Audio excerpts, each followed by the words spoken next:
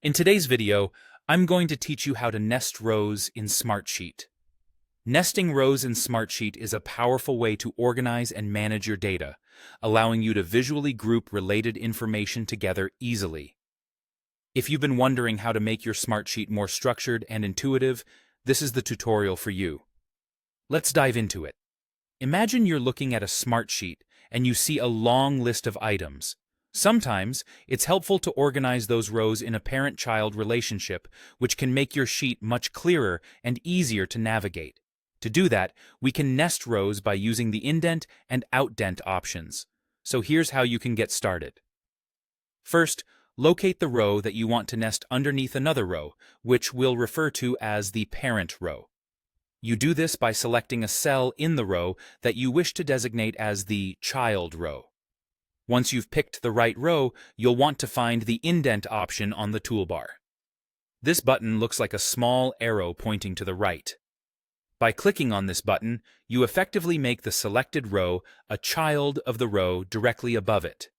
If you're a fan of context menus, you can achieve the same result by right-clicking on the row and choosing Indent from the options that appear.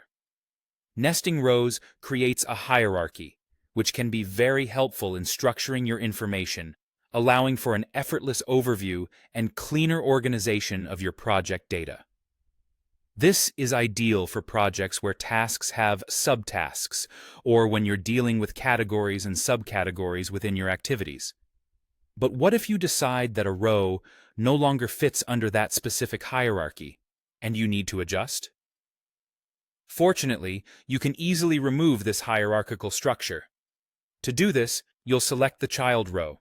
Again, simply clicking on a cell within the row will suffice. With your child row selected, look for the Outdent button in the toolbar. This button will have an arrow pointing to the left.